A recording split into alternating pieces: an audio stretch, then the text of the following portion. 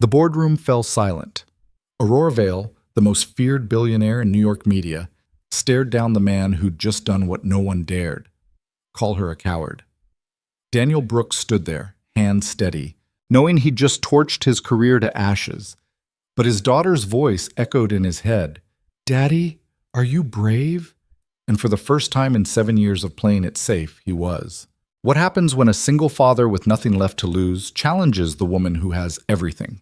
When perfection meets defiance, when power collides with principle, something has to shatter. Will it be his livelihood or her carefully constructed walls? Stay with me until the end of this story. Hit that like button and drop a comment with your city so I can see how far this journey travels. The alarm clock screamed at 5:30, same as every morning. Daniel Brooks slapped it quiet and swung his legs off the mattress, feet hitting the cold hardwood floor of his cramped Brooklyn apartment. Through the thin wall, he could hear Mrs. Chen's television already blaring, some morning show host laughing too loud about nothing important. He shuffled to the bathroom, avoiding his reflection. 32 years old, and he looked 40 on bad days.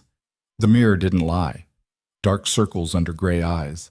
Stubble he'd shave in the shower. Hair that needed cutting 2 weeks ago. He turned on the water, waiting for it to heat, and caught himself doing the math again.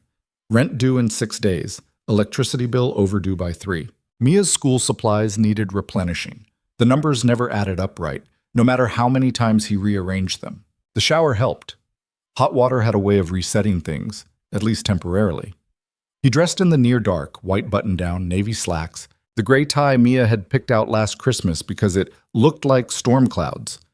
She had a thing for weather lately, always pointing at the sky, announcing cumulus or cirrus like other kids called out ice cream flavors. He patted down the hallway to her room, easing the door open.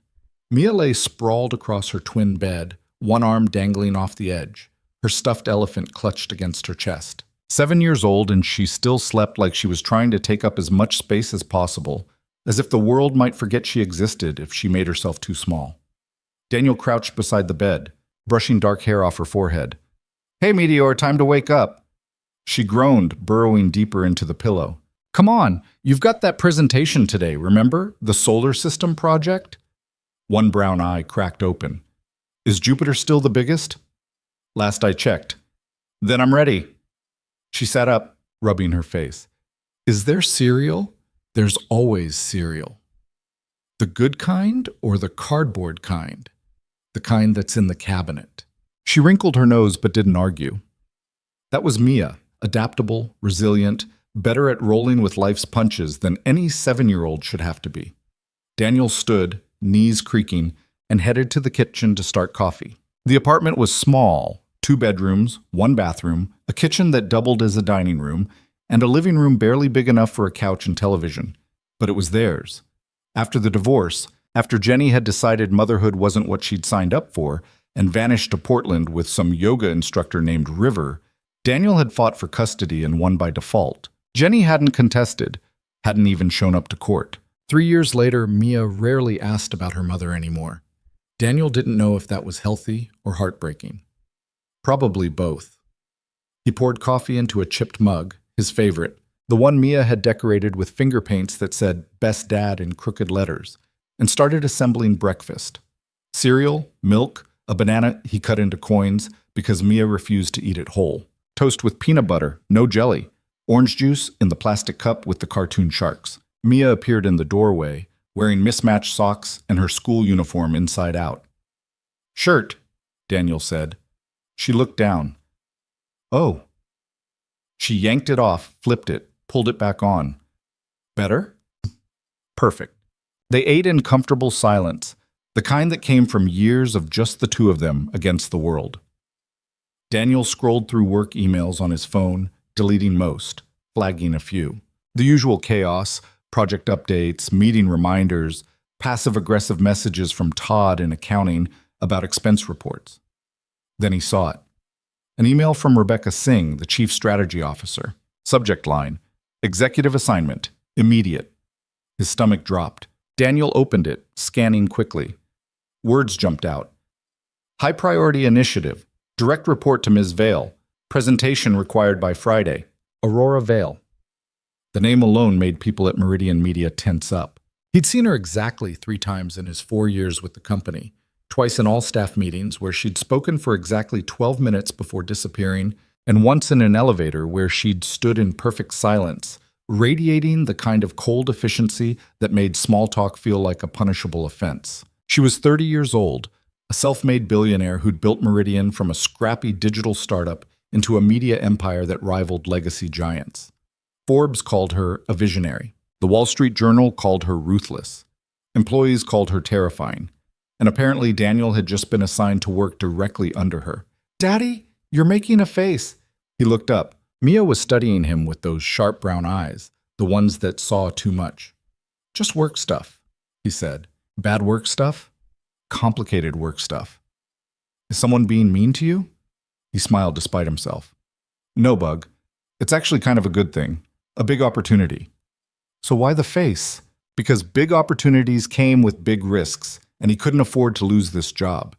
Because Aurora Vale's projects didn't tolerate mediocrity, and Daniel was spectacularly, solidly, relentlessly average. Because he had a daughter to raise and bills to pay, and absolutely no safety net if this went sideways. "Just surprised, that's all," he said. "Come on, finish up. Bus comes in 20. The morning routine clicked along, teeth brushed, backpack packed, shoes located after a brief search under the couch. Daniel walked Mia downstairs to the lobby, where the school bus idled at the curb, exhaust puffing white in the October cold. "Remember," Mia said, adjusting her backpack straps. "Jupiter is the biggest, Saturn has the coolest rings, and Pluto is still a planet in my heart. Got it. You'll be great." She grinned, gap-toothed and fearless, and climbed aboard. Daniel watched the bus pull away, feeling that familiar ache in his chest. The one that showed up every time she left. The one that whispered he wasn't doing enough, wasn't good enough, wasn't enough, period. He shook it off and headed for the subway. The morning commute was packed, as always. Daniel wedged himself between a woman reading a thriller novel and a teenager with headphones leaking tinny hip-hop. The train lurched forward, swaying through dark tunnels toward Manhattan. He pulled out his phone, rereading Rebecca's email. The project was a campaign rebrand for Meridian's flagship news division, a massive undertaking that required coordination across multiple departments, budget approval in the high 8 figures, and a strategy that would appeal to both legacy audiences and younger demographics. The kind of project that could make a career, or end one. Daniel had built his reputation on solid, dependable work. He wasn't flashy. He didn't chase innovation for its own sake. He analyzed data, identified patterns, crafted strategies that minimized risk and maximized steady growth. Middle of the road. Safe. Aurora Vale did not hire people for safe. The train pulled into his stop. Daniel climbed the stairs to street level, emerging into the glass and steel canyon of Midtown. Meridian Media's headquarters towered 43 stories above 6th Avenue, all sleek black glass and sharp angles, the kind of building designed to intimidate. He swiped his badge at the lobby turnstile and rode the elevator to the 14th floor, where the strategy department occupied half the space in an open concept layout that pretended to foster collaboration but mostly just eliminated privacy. His desk sat in the middle row, unremarkable except for the framed photo of Mia holding up her kindergarten graduation certificate. Daniel dropped his bag, logged into his computer, and immediately got ambushed by Cynthia from 2 desks over. "You saw the email," she said. Not a question. "Yeah. You know what this means, right? That I'm going to be very busy? That you're either about to get promoted or fired. There's no middle ground with Vale projects." Daniel pulled up his calendar. A meeting had appeared at 10 a.m., conference room A. Attendees, Rebecca Singh, Aurora Vale, Daniel Brooks. 2 hours. "I need coffee," he muttered. "You need a miracle," Cynthia said, not unkindly. "But coffee's a start." He grabbed his mug, not the one from home, the plain white one he kept at the office, and headed for the break room. The coffee was terrible, burnt and weak, but it was caffeinated and free. He poured a cup, added 2 sugars, and leaned against the counter, trying to steady his breathing. "Nervous?" Daniel turned. Marcus Chen, one of the senior strategists, stood in the doorway holding a protein shake. "Should I be?" "Depends. You good at walking tightropes?" "Never tried." "Well, you're about to." Marcus took a sip of his shake, grimacing. I worked a Veil project last year. Lasted 3 weeks before she reassigned me. Not fired, just removed. Like a broken part. What happened? I suggested we stick with the existing brand voice. She said I was prioritizing comfort over growth. She wasn't wrong, but she also wasn't interested in hearing why I thought slow and steady might work. So what's the secret? How do you survive? Wow. Marcus considered. Don't bullshit her. Don't hedge. Don't try to tell her what you think she wants to hear. She'll gut you for it. If you've got an idea, own it. If you don't know something, say so. And whatever you do, don't waste her time. That's it? That's everything. Marcus tossed his empty bottle in the recycling. Good luck, man. You're going to need it. The next 90 minutes crawled. Daniel tried to focus on other work, finishing a competitive analysis for a client pitch, reviewing budget projections for Q4, but his brain kept circling back to the 10 o'clock meeting. He pulled up everything he could find on Aurora Vale, reading articles, watching interviews, studying the way she spoke, the questions she asked, the pattern of her thinking. She was precise. No filler words, no rambling. Every sentence carried weight. She didn't smile much, at least not in public. Her hair was always pulled back severe and sleek, dark as ink. She wore suits that cost more than Daniel's monthly rent, tailored to perfection. She looked at people the way a surgeon looked at a patient, assessing, calculating, determining exactly where to cut. At 9:55, Daniel grabbed a notebook and pen and headed for conference room A. Rebecca Singh was already there, setting up a presentation on the wall-mounted screen. She was in her mid-40s, sharp and efficient, with the kind of competence that made her invaluable and the kind of stress lines that showed the cost. Daniel, she said. Good. Sit. He sat. Ms. Vale will be here in a moment. This meeting is primarily introductory. She'll outline the project scope, expectations, timeline. Your job is to listen, ask intelligent questions, and demonstrate you understand the stakes. Understood. This is not a participation trophy situation. She picked you because your work on the Davidson campaign showed strategic depth without unnecessary flash. She values substance. Don't try to impress her, just be competent. The door opened. Aurora Vale walked in, and the temperature in the room seemed to drop 5 degrees. She was smaller than Daniel expected, maybe 5'6" in heels, but she carried herself like someone much larger. Her suit was charcoal gray, perfectly tailored. Her hair was pulled back in a low bun, not a strand out of place. Her eyes were dark, almost black, and when they landed on Daniel, he felt like he was being inventoried. Ms. Vale, Rebecca said, standing. This is Daniel Brooks, the strategist I recommended for.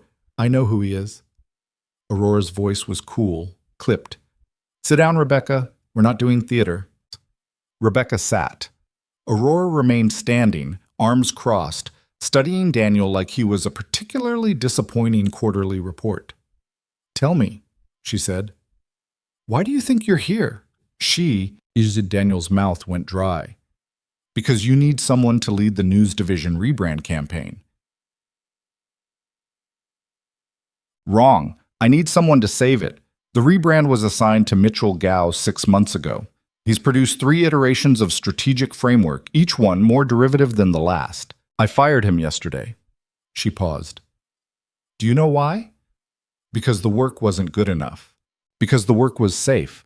Because he kept trying to minimize risk instead of maximizing impact. Because he treated this like a branding exercise instead of a fundamental reimagining of how we connect with audiences. She uncrossed her arms, placing her hands flat on the table. This company is worth $4.2 billion. Our news division is hemorrhaging credibility and viewership. If we don't fix it, we lose market position, advertising revenue, and cultural relevance. I'm not interested in incremental improvement. I'm interested in transformation. Daniel nodded, unsure if he was supposed to respond. Rebecca tells me you have a daughter, Aurora continued. The shift threw him.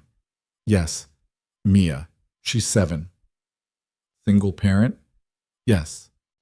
So you understand stakes. You understand that failure isn't academic. It has consequences. Every day. Something flickered in her expression. Not warmth exactly, but acknowledgement. Good. Then you'll understand when I say this. I'm giving you 6 weeks. You'll report directly to me. Weekly presentations, daily updates, if necessary. I want a strategy that doesn't just refresh our brand. I want one that redefines how people think about news media. I want emotional resonance, not just demographic targeting. I want stories that matter, not just content that performs. Daniel's heart was hammering. That's ambitious. Ambitious is the baseline. I'm asking for exceptional. She pulled out a chair, finally sitting. You have 48 hours to present your initial approach. Not a full strategy, just the foundational thinking. How you plan to tackle this. What makes your approach different? 48 hours. Is that a problem? Yes, absolutely. No, that's... Aurora's gaze held his for a long moment. Then she stood. Rebecca will send you the background files. Read everything. And Daniel? Yes? Don't try to give me what you think I want. Give me what you actually believe will work.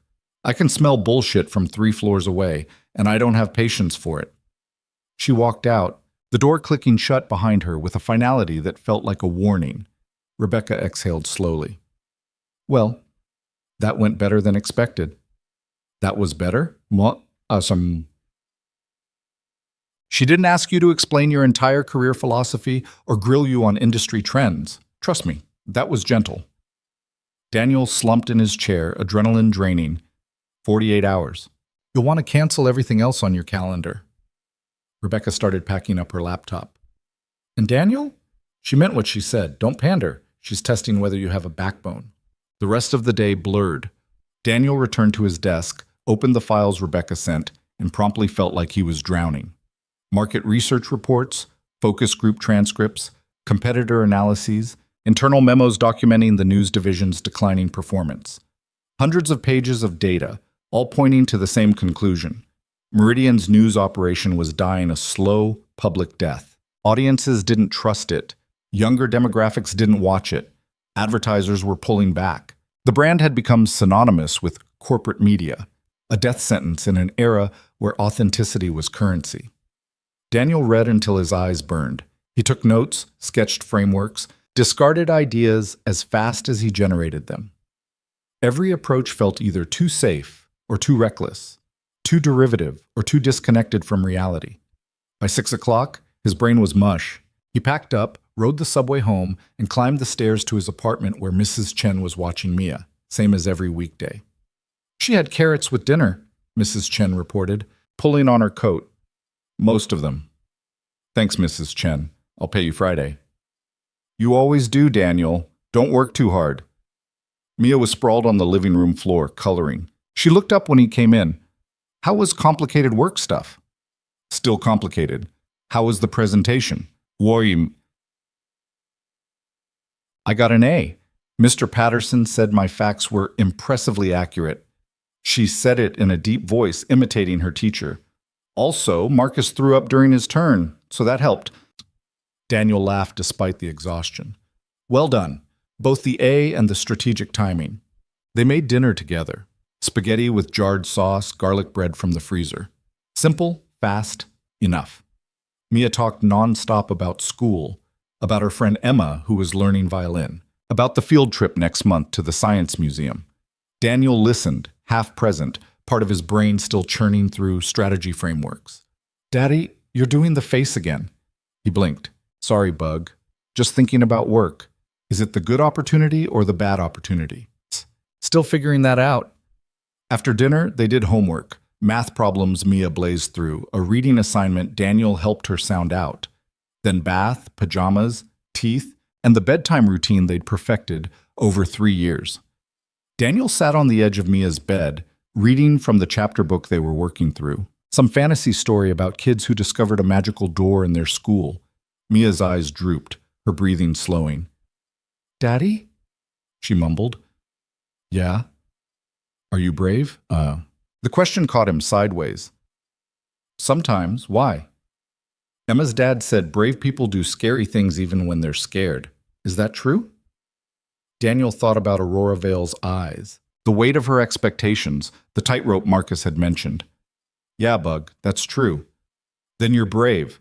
Because you do scary things all the time. His throat tightened. Like what? Like taking care of me by yourself. Emma's dad said that's really hard. Daniel smoothed her hair back, the same gesture he'd done that morning, the same one he'd probably do 10,000 more times. You make it easy. Liar, she said, but she was smiling. He kissed her forehead, turned off the light, and pulled the door halfway closed. Back in the living room, Daniel opened his laptop and stared at the blank document titled Initial Strategy Framework. The cursor blinked, accusatory. What makes your approach different?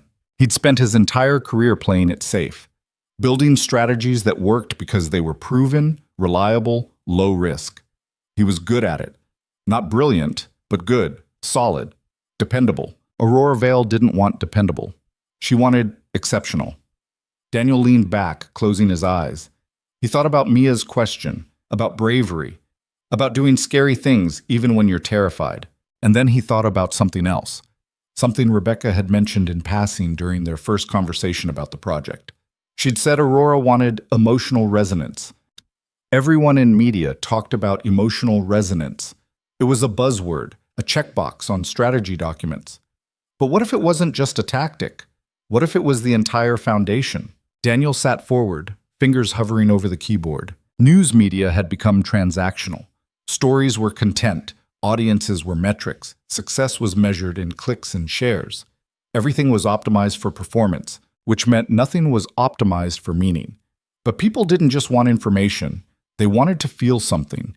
They wanted to believe the stories they consumed mattered, that the act of paying attention had purpose. What if Meridian stopped trying to compete on speed or scale or even accuracy, because everyone claimed those things, and instead competed on depth? On stories that didn't just inform, but connected? On journalism that treated audiences like human beings instead of demographics? It was risky. It was completely untested at this scale. It would require restructuring everything from editorial processes to performance metrics. It was the opposite of safe. Daniel started typing. He worked until midnight building the skeleton of an argument. Not a full strategy, he didn't have time for that, but a philosophy, a lens, a way of thinking about news media that prioritized emotional truth alongside factual accuracy. He knew it was rough, knew it probably had holes he wasn't seeing, but it was honest. It was what he actually believed might work. And if Aurora Vale was testing whether he had a backbone, then this was the answer. He saved the document, closed his laptop, and collapsed into bed. 46 hours to go. The next day was chaos. Daniel worked through lunch, skipped coffee breaks, ignored emails from everyone except Rebecca. He refined his framework, added supporting data, cut everything that felt like padding. By Wednesday afternoon, he had something that almost looked like a coherent argument. Rebecca reviewed it at 4 p.m., sitting across from him in a conference room while he mentally prepared for evisceration. She read in silence, expression neutral. Finally, she looked up. This is either going to get you promoted or fired. That's what Cynthia said. Cynthia's smarter than she looks. Rebecca tapped the document. This is good, Daniel. It's genuinely good, but it's also completely insane. You're proposing we rebuild our entire news operation around a metric we can't measure. Emotional impact can be measured. Focus groups, sentiment analysis, long-term audience retention. Those are proxies. They're not the thing itself. She paused. But that's also what makes it interesting. You're not trying to optimize an existing system. You're proposing a different system entirely. Is that bad? It's dangerous, which is probably what she wants. Rebecca slid the document back across the table. Present it tomorrow, exactly as it is. Don't soften it. You sure? No, but I think you should do it anyway. Eat. That night, Daniel barely slept. He ran through the presentation a dozen times in his head, anticipating questions, preparing answers. Mia asked if he was okay at breakfast. He lied and said yes. Thursday morning arrived cold and gray, the kind of October day that promised winter wasn't far behind. Daniel dressed carefully. His best suit, the one he saved for important meetings, the one that almost made him look like he belonged in the same room as people like Aurora Vale. He arrived at the office early, printed copies of his framework, and sat at his desk reviewing notes until Rebecca appeared. Ready? She asked. No. Yes. Conference room A again. Same table, Same chairs, same wall-mounted screen. Rebecca set up the presentation. Daniel's hands were shaking slightly, so he shoved them in his pockets. Aurora arrived exactly on time, carrying a black leather portfolio and nothing else. No laptop, no phone. Just a pen and paper. She sat, crossed her legs, and looked at Daniel. Go. He took a breath and started. The problem isn't that people don't trust news media, he said. It's that they don't need it. Information is everywhere. Facts are free. What people actually need, what they're desperate for, is meaning, context, a reason to care. Aurora's expression didn't change. She just watched. Daniel clicked to the next slide. Every media company optimizes for engagement. Time on site, shares, clicks. We've built an entire industry around keeping people's attention. But we've forgotten to ask why we want their attention in the first place. He walked through this framework, how Meridian could shift from transactional news delivery to relational storytelling, how editorial processes could prioritize depth over speed, how success metrics could include long-term audience loyalty instead of just short-term traffic spikes. It took 12 minutes. When he finished, the room fell quiet. Aurora tapped her pen against her portfolio, studying him. You're proposing we slow down. Strategically, yes. Not because we can't move fast, but because the stories that matter take time to tell right. Our competitors will bury us. Our competitors are already burying us. We're losing because we're playing the same game everyone else is playing, just slightly worse. Daniel met her gaze. This is a different game entirely. It's also completely unproven. So was Meridian when you started it. The room went silent. Rebecca inhaled sharply. Aurora's eyes narrowed. Excuse me? Daniel's heart slammed against his ribs, but he didn't back down.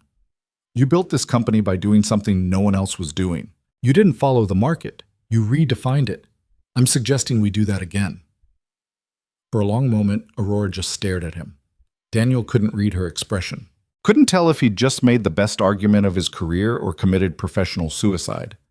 Then she smiled. It was small, barely there, but unmistakable. Interesting, she said quietly. She stood, gathering her portfolio. I'll expect a full implementation roadmap by end of next week. Include budget projections, staffing requirements, and a pilot program proposal. She paused at the door. And Daniel? Don't ever compare yourself to me again. You haven't earned it yet. She left. Daniel exhaled, legs suddenly shaky. Rebecca was grinning. Holy shit. Did I just... You didn't get fired. That's a win. She started packing up. You've got 1 week to turn that philosophy into an actual plan. I'd start now. Daniel walked back to his desk in a daze. His phone buzzed, a text from the school. Mia's class was doing a parent visit day next Friday. Could he attend? He typed back, wouldn't miss it. Then he opened a new document and got to work. Because whether this was the opportunity of a lifetime or the biggest mistake he'd ever make, there was no turning back now. The week that followed felt like being trapped in a pressure cooker with the heat turned up incrementally each day. Daniel worked 16-hour shifts, surviving on vending machine coffee and whatever takeout he could scarf down between revisions. The implementation roadmap sprawled across his desk in printouts, sticky notes, and half-coherent diagrams that made sense at 2 a.m. but looked insane by morning light. Mia noticed. She always noticed. You're tired, she said Thursday evening, watching him stir pasta sauce that had started smoking because he'd forgotten about it. Again. Just busy, bug. Busy tired or sick tired? What's the difference? She considered this with the gravity of a seasoned diagnostician. Busy tired goes away after you sleep. Sick tired doesn't. Daniel pulled the pan off the burner, dumping the burnt sauce down the disposal. Busy tired. Promise. You promised you'd help with my math homework Tuesday. Mrs. Chen did it instead. The guilt hit like a fist to the sternum. I know, I'm sorry, this project is important, I know. She didn't sound angry, which somehow made it worse. Just resigned, like she'd already learned not to expect better. Can we do something this weekend? Just us? Absolutely, whatever you want. Even if it's the planetarium again? Even if it's the planetarium again. Because. She smiled and Daniel felt the tightness in his chest ease slightly. He ordered pizza instead of attempting dinner, and they ate on the couch watching nature documentaries. Mia fell asleep halfway through an episode about penguins, her head on his shoulder, and Daniel sat there not moving, trying to memorize the weight of her, the sound of her breathing, the reminder that no matter how badly he screwed up at work, this was what mattered. Friday arrived with the kind of crystalline clarity that made New York look almost beautiful. Daniel dressed in his second-best suit, the good one was at the dry cleaners, and took the subway to Meridian with his roadmap presentation loaded on a flash drive and backed up in 3 separate cloud accounts because paranoia felt justified. The presentation was scheduled for 10 a.m. in the executive conference room on the 42nd floor, a space Daniel had only seen in company-wide emails announcing quarterly earnings. Rebecca met him in the lobby carrying 2 coffees. "Drink this," she said, handing him one. "You look like you're about to pass out." "I might be." "Don't. At least not before the presentation." She pressed the elevator button. Aurora invited VP-level attendance. This isn't just her evaluating your plan. It's her testing whether it can survive scrutiny. Daniel's stomach dropped. "How many people?" 8, maybe 10. Don't panic. Just stick to your argument." The elevator climbed, Daniel's ears popping. When the doors opened on 42, the entire aesthetic changed. Downstairs was functional corporate, gray carpet, white walls, motivational posters about synergy. Up here was power. Hardwood floors, art that probably cost 6 figures, floor-to-ceiling windows overlooking Manhattan like a conquered kingdom. Rebecca led him to the conference room. It was massive, dominated by a table that could seat 20. 8 executives were already seated, including Marcus Chen, who gave Daniel a subtle nod. At the head of the table sat Aurora, scrolling through something on her tablet, expression unreadable. She glanced up when Daniel entered. "You're early." Traffic was light. She gestured to the empty chair beside her. "Set up. We'll start in 5. Daniel connected his laptop to the room's presentation system, hands steadier than he expected. The roadmap loaded. 63 slides detailing everything from editorial restructuring to audience research protocols to projected budget reallocations over 18 months. The room filled. More VPs, a couple of department heads Daniel recognized but had never spoken to. They took their seats with the careful choreography of people who knew exactly where they ranked in the pecking order. At 10 exactly, Aurora closed her tablet. "We're here to evaluate Daniel Brooks' proposal for the news division rebrand. He'll present, then we'll discuss. Questions during or after are fine. Interruptions that waste time are not." Her gaze swept the table. "Daniel, go." He stood, clicked to the first slide, and began. The presentation took 35 minutes. Daniel walked them through the philosophical framework first, the shift from transactional to relational storytelling, then into the tactical implementation. He divided the roadmap into 3 phases: immediate restructuring of editorial workflows, medium-term audience development through pilot programming, and long-term culture change across the entire news operation. He'd anticipated pushback, so he'd front-loaded the budget projections. Yes, this approach required upfront investment. Yes, the ROI timeline was longer than traditional metrics suggested. But the data supported it. Audiences were willing to pay premium prices for content they actually valued, and loyalty metrics showed that depth-driven programming generated exponentially higher lifetime value than clickbait-driven traffic. The room stayed quiet through most of it. Daniel couldn't tell if that was good or bad. When he finished, Aurora leaned back in her chair. "Thoughts?" Stephen Park, VP of Digital Operations, spoke first. "It's ambitious. Maybe too ambitious. We're talking about retraining an entire editorial staff, rebuilding production pipelines, and essentially gambling that audiences will reward us for slowing down in an environment that rewards speed." "Is that a criticism or an observation?" Aurora asked. "Criticism or an both?" "Then offer an alternative." Stephen hesitated. "I don't have one. I'm just saying the risk is significant. All transformation is risky." Next, Jennifer Oakes, head of audience development, tapped her pen against her notepad. "I like the philosophical foundation, but I'm concerned about measurement. How do we quantify emotional impact in a way that justifies budget allocation?" Daniel had prepared for this. We use a combination of sentiment analysis, long-term retention tracking, and qualitative focus groups. Instead of measuring success story by story, we measure it program by program over quarters. We're looking for patterns, not individual data points. That's vague. It's nuanced. There's a difference. Jennifer's eyebrows rose, but she didn't argue. Aurora's gaze was fixed on Daniel, expression unreadable. What about editorial resistance? You're asking journalists who've built careers on breaking news to suddenly prioritize depth over speed. That's a culture war waiting to happen, which is why Phase 1 includes editorial leadership buy-in before we roll anything out to staff. We pilot with volunteers, people who are already frustrated with the current model. We prove it works small scale before we demand organization-wide change. And if it doesn't work small scale, then we adjust or kill it, but we won't know until we try. Marcus spoke up. I've seen versions of this attempted at other outlets. They usually fail because management treats it like a branding exercise instead of an operational overhaul. You're proposing both. That's either visionary or delusional. Could be both, Daniel admitted. But doing nothing isn't an option. We're losing ground every quarter. Safe strategies got us here. They're not getting us out. The room fell quiet again. Daniel could feel his heartbeat in his throat. Aurora stood, walking to the windows. For a long moment, she just looked out at the city, hands clasped behind her back. Then she turned.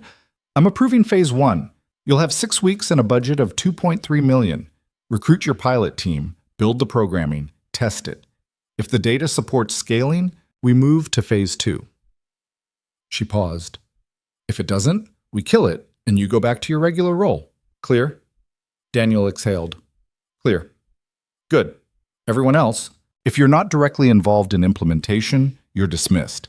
Daniel, Rebecca, Marcus, stay. The room emptied. When the door closed, Aurora returned to her seat. Marcus, I'm assigning you as operational lead. Daniel handles strategy and vision. You handle execution and logistics. Rebecca oversees timeline and budget. Any conflicts, you bring them to me immediately. I don't want this failing because you couldn't figure out how to communicate. Marcus nodded. Understood. Daniel, you'll present progress updates every Friday at 9 a.m. In person, not over email. I want to see what's working and what's breaking in real time. Got it. Aurora studied him for a moment, something shifting in her expression. Not softness exactly, but something less sharp. You stood up in front of a room full of people who've been doing this twice as long as you and told them they were thinking about it wrong. That takes either courage or stupidity. Probably both. The corner of her mouth twitched, almost a smile. Get to work. The next 2 weeks blurred into a relentless grind of recruitment, planning, and crisis management. Daniel and Marcus assembled a team of 12, 8 journalists, 2 producers, a researcher, and a video editor, all of them volunteers who'd responded to an internal call for people willing to experiment with a new approach. The team was a mix. Some were young, eager, looking to prove themselves. Others were veterans, burned out on the daily churn of breaking news, and desperate for something that felt meaningful again. Daniel interviewed each one personally, asking the same question, why do you want to do this? The answers varied, but the theme was consistent. They were tired of producing content that disappeared into the void. Tired of stories that got clicks but didn't matter. Tired of optimizing for metrics that had nothing to do with journalism. Daniel got it. He was tired too. They set up a dedicated workspace on the 15th floor, a corner section that had been used for storage. It wasn't glamorous. Old desks, mismatched chairs, whiteboards salvaged from a conference room remodel. But it was theirs. They called it the lab, half joking, half serious. The first editorial meeting was chaos. Everyone had ideas, and no one agreed on priorities. Daniel let them argue for 90 minutes before stepping in. Stop, he said, loud enough to cut through the noise. We're not brainstorming features, we're identifying problems. What stories are we not telling because the current system won't support them? The room quieted. Then Sarah Chen, one of the veteran reporters, spoke up.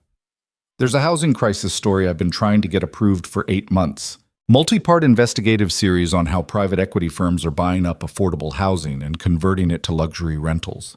It's important, but it's long form. And it won't generate traffic fast enough to justify the resources. That's exactly what we need, Daniel said. What else? The floodgates opened. Stories about healthcare deserts in rural communities, the collapse of local journalism ecosystems, climate migration patterns, wage theft in immigrant communities. Stories that required time, depth, resources. Stories that mattered. By the end of the meeting, they had 6 potential pilots. Daniel told them to pick one and run with it. They chose Sarah's housing investigation. Production started immediately. Sarah worked with 2 other reporters and the research lead, digging into property records, interviewing displaced tenants, tracking corporate ownership structures. The producers built out a visual approach that combined documentary footage with data visualization. The editor experimented with pacing that prioritized emotional storytelling without sacrificing factual rigor. Daniel checked in daily, offering feedback, troubleshooting problems, running interference when other departments complained about resource allocation. Marcus handled the logistics, booking interview locations, coordinating with legal, managing budget burn rates. It was exhausting. It was also the most energized Daniel had felt in years. The first Friday progress meeting with Aurora was nerve-wracking. Daniel presented production updates, preliminary footage, early audience testing results from a small focus group. Aurora watched the rough cut in silence, face unreadable. When it finished, she looked at him.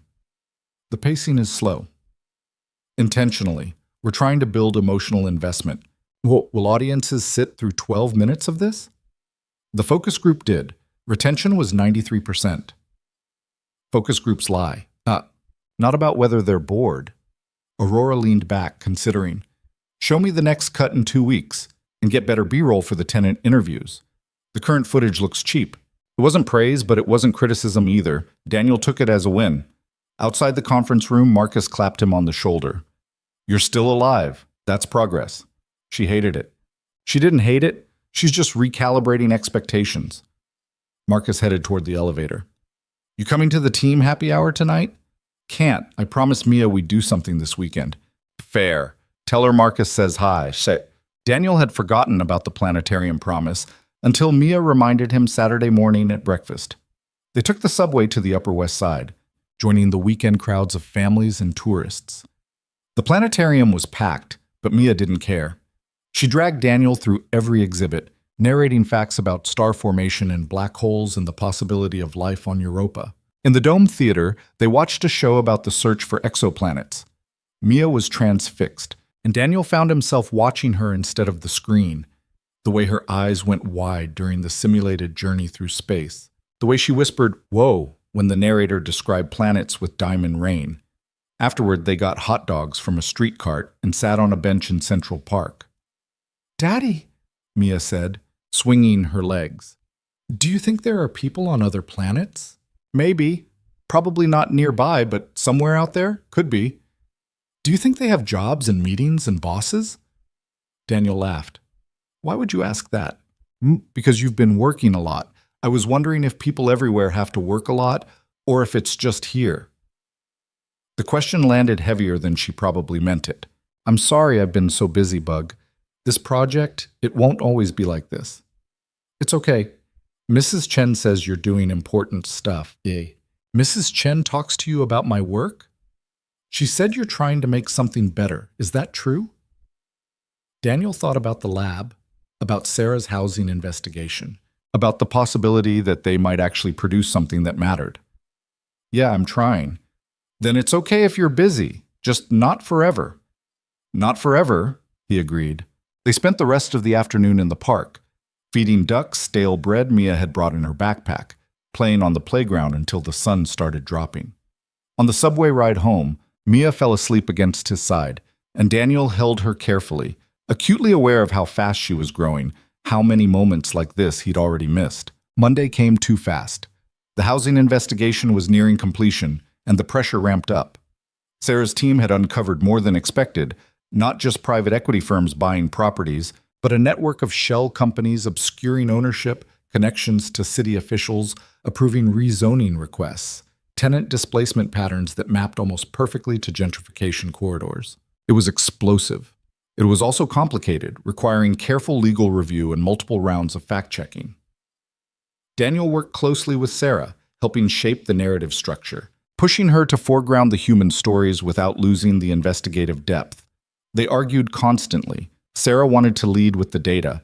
Daniel wanted to lead with a displaced family. But the arguments were productive, sharpening the work instead of derailing it. By the third week of November, they had a 40-minute documentary-style piece that felt unlike anything Meridian had produced before. It was slower, denser, angrier. It demanded attention instead of begging for it. They screened it for Aurora on a Friday morning. She watched in silence, taking notes. When it ended, she set down her pen. "It's good." Daniel waited for the other shoe to drop. "It's also a liability. You're accusing powerful people of corruption. Legal will need to vet every claim. PR will need a crisis plan for the inevitable backlash. And you need a distribution strategy that maximizes impact without getting us sued into oblivion. We've got legal review scheduled for Monday, PR briefing Wednesday. Then you're ahead of schedule." Aurora stood. "I want this ready to publish in 3 weeks. That gives you time to refine, promote, and prepare for the shitstorm that's coming." You think it'll work?" She looked at him, and for the first time he saw something that might have been respect. "I think it's exactly the kind of story we should be telling. Whether audiences agree remains to be seen." The next 3 weeks were brutal. Legal flagged 12 sections requiring additional sourcing. PR ran crisis simulations that ranged from minor complaints to full-blown advertiser boycotts. Daniel coordinated with Marcus on every detail, refining copy, adjusting visuals, running endless rounds of internal review. The team started showing strain. Sarah snapped at a producer over B-roll selection. One of the reporters called in sick for 3 days straight. The editor threatened to quit after the 7th round of notes. Daniel held it together by sheer force of will, mediating conflicts, solving problems, reminding everyone why they'd signed up for this in the first place. At home, things frayed.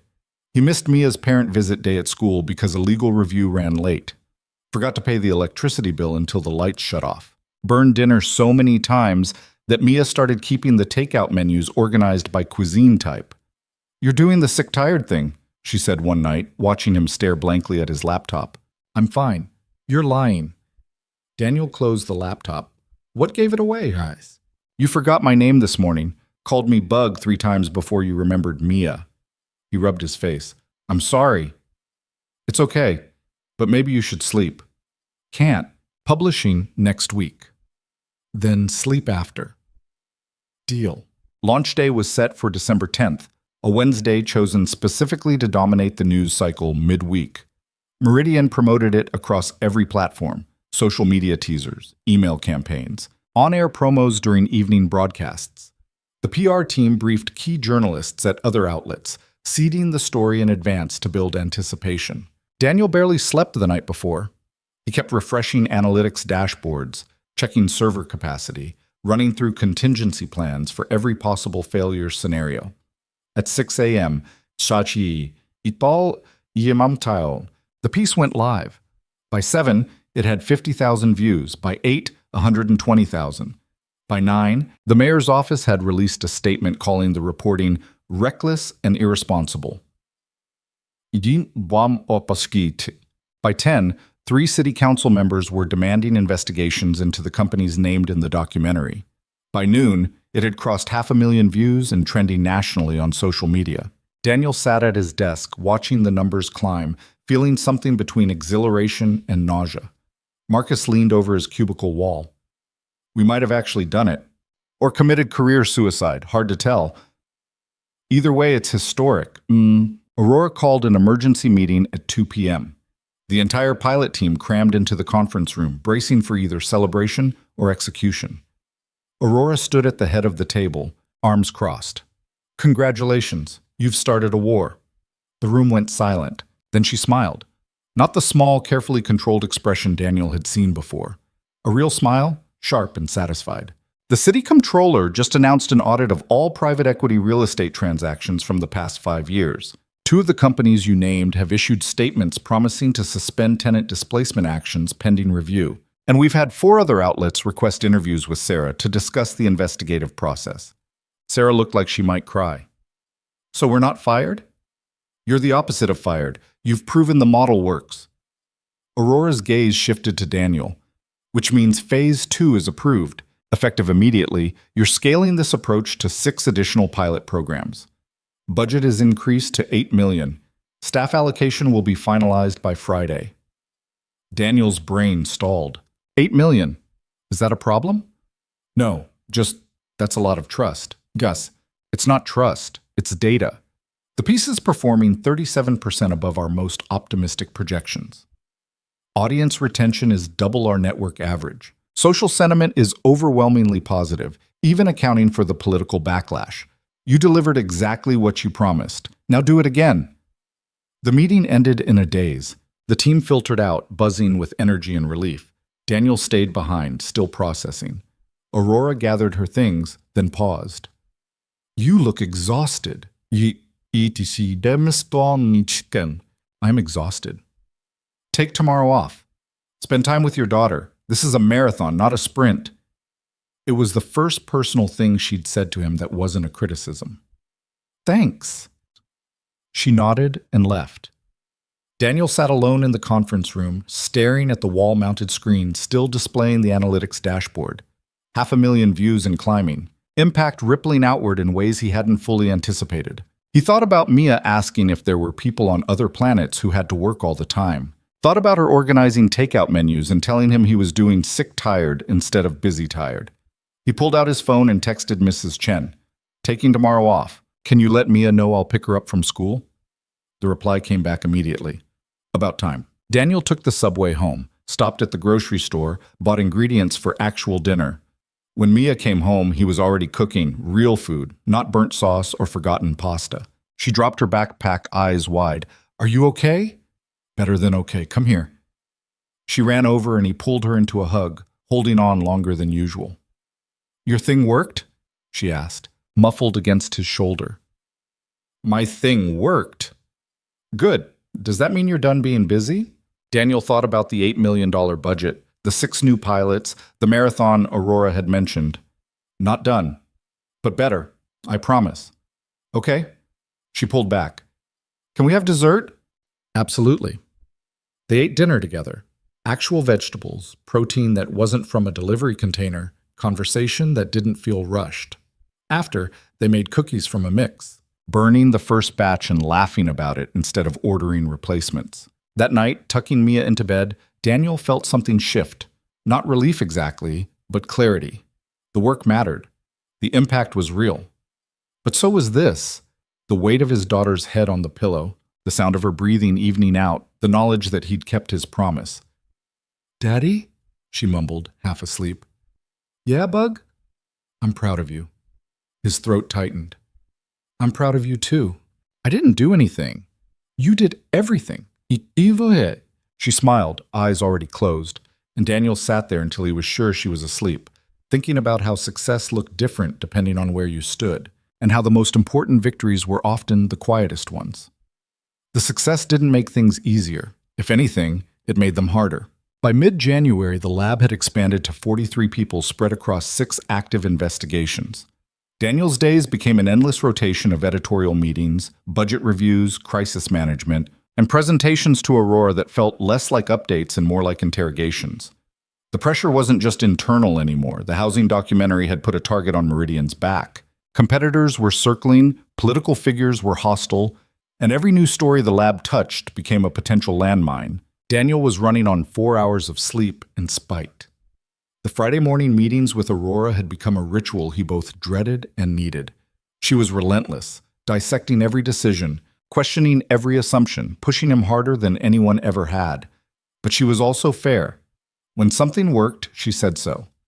When it didn't, she explained why with surgical precision instead of just tearing it down. The problem was that lately, Daniel had been disagreeing with her more often than not. It started small. A dispute over whether to publish an investigation into pharmaceutical pricing before or after earnings season. Aurora wanted to wait, maximize impact when the market was paying attention. Daniel argued that delayed publication meant delayed accountability, and people were suffering now, not in 3 months. They'd compromised, which meant neither of them got what they wanted. Then there was the fight over the education series. Aurora wanted a broad national focus, charter schools, funding inequities, teacher shortages across multiple states. Daniel pushed for hyperlocal, one neighborhood in the Bronx, one failing school, the specific families being failed by specific policy decisions. "You're thinking too small," Aurora had said, arms crossed in that way that meant she'd already made up her mind. "I'm thinking about emotional resonance. We can't connect with audiences if we're trying to tell everyone's story at once. We can't drive systemic change if we're only examining one building. We can if we do it right. One story that represents thousands." She'd stared at him for a long moment. "You're arguing with me. You told me not to bullshit you. I'm not." "Yes, sorry, we're right." Something had flickered across her face. Annoyance, maybe, or something else he couldn't identify. "Fine. Hyperlocal. But if the data doesn't support scaling, we kill it immediately. Deal." That was 3 weeks ago. Now, the education piece was in final production, and the data was mixed. Strong emotional engagement, but lower overall viewership than the housing documentary. Not a failure, but not a home run either. Daniel knew Aurora was going to push him on it during this morning's meeting. He'd prepared counterarguments, alternate metrics, qualitative evidence from community response. He was ready for a fight. What he wasn't ready for was walking into the conference room and finding her looking like she'd been up all night. Aurora sat at the table, no tablet, no portfolio, just a coffee cup she wasn't drinking from. Her hair was still perfect, suit still immaculate, but there were shadows under her eyes that makeup didn't quite hide. "You okay?" Daniel asked before he could stop himself. She looked up, surprised. "Why wouldn't I be?" "You look tired." "I'm always tired. Sit down." He sat, pulling out his laptop. "I've got the education piece metrics ready. Sauce." "Forget the education piece. We have a bigger problem." She slid a folder across the table. Internal audit flagged irregularities in the lab's budget allocation. Someone's been moving funds between projects without proper authorization. Daniel's stomach dropped. "What kind of irregularities?" The $23,000 shifted from the education budget to the healthcare investigation. Another 15 moved from operations to freelance payments, all done through Marcus's access codes. Marcus wouldn't... I'm not accusing Marcus. I'm telling you what the audit found. Either he's sloppy, or someone's using his credentials without authorization, or there's a problem we don't know about yet. Aurora's gaze was sharp. "This is your team, your responsibility. Fix it." Daniel opened the folder, scanning the flagged transactions. The dates were scattered across the past 6 weeks. The amounts weren't huge individually, but together they painted a picture of someone playing fast and loose with financial controls. "I'll talk to Marcus today. Get to the bottom of it." "You'll do more than that.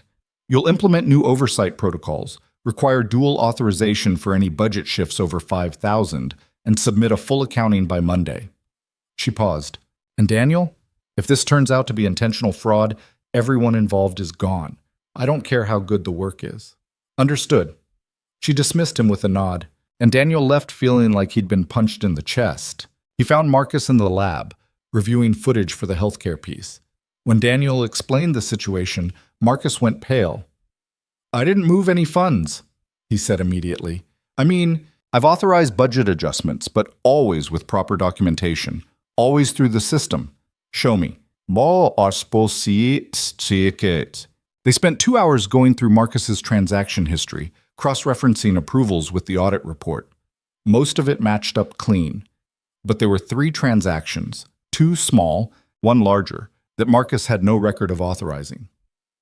"Someone's using my credentials," Marcus said, voice tight. "Or the system's glitching. Either way, this looks bad. We need IT to trace the access logs, find out where these transactions originated." They pulled in Meridian's IT security team, who launched an investigation that took the rest of the day and produced an answer that made everything worse. The unauthorized transactions had come from a terminal in the lab during off hours, late nights and early mornings when most of the team was gone. The login credentials were Marcus's, but the access pattern didn't match his usual behavior. Someone had either stolen his password or been logging in when he wasn't around. "Who has access to the lab after hours?" the IT lead asked. Daniel thought about it.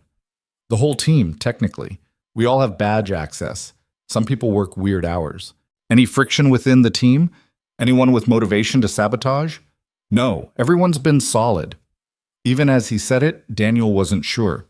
43 people meant 43 different agendas, pressures, personal situations he knew nothing about. The IT lead handed him a report. These are the access logs for the past 2 months. You'll want to cross-reference who was in the building when these transactions occurred. Daniel took the report back to his desk and started digging. The pattern that emerged was thin but present. The same person had badged into the lab within an hour of each unauthorized transaction. Ryan Delgado, one of the researchers, mid-20s, sharp but quiet. He'd been with the lab since the beginning, recruited because of his talent for data analysis and his relentless work ethic. Daniel's hands shook slightly as he called Marcus. I think I know who it is. They confronted Ryan the next morning in one of the empty conference rooms. Daniel had rehearsed what to say, trying to balance directness with compassion. But the moment Ryan walked in and saw both of them waiting, his face crumpled. I know why you called me, he said quietly, sitting down.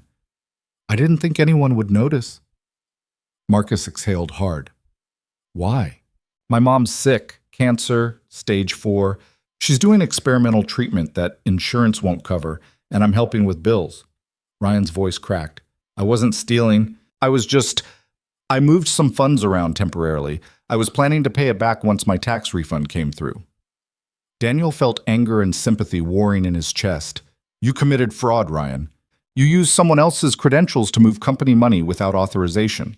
That's not borrowing, that's theft. I know, I didn't know what else to do. She's my mom. The room went quiet. Daniel thought about Mia, about what he'd do if she were sick and he couldn't afford treatment. The answer scared him. You should have come to us, Marcus said, softer than Daniel expected. We could have helped. Set up a loan, connected you with resources, something. I didn't want to be a problem. Everyone's already working so hard. I thought I could handle it myself. Daniel rubbed his face. I have to report this to Aurora. You know that. Ryan nodded, tears spilling over. I'm sorry. I'm so sorry. Daniel walked him out, told him to go home, wait for next steps. Then he went straight to Aurora's office and explained everything. She listened in silence, expression unreadable. When he finished, she leaned back in her chair. What do you think we should do? She asked. The question caught him off guard. You're asking me. It's your team. You built it. What happens next matters to them, not just to Ryan. Daniel thought about it, about the precedent it set, the message it sent, the human being at the center of it all. We fire him. We have to. He committed fraud, and if we don't enforce consequences, we undermine every financial control we have.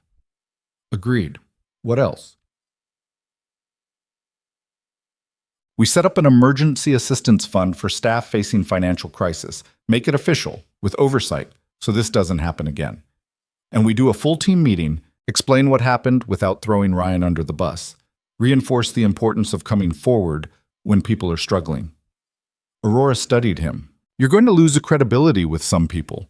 They'll think you're heartless for firing someone whose mother has cancer.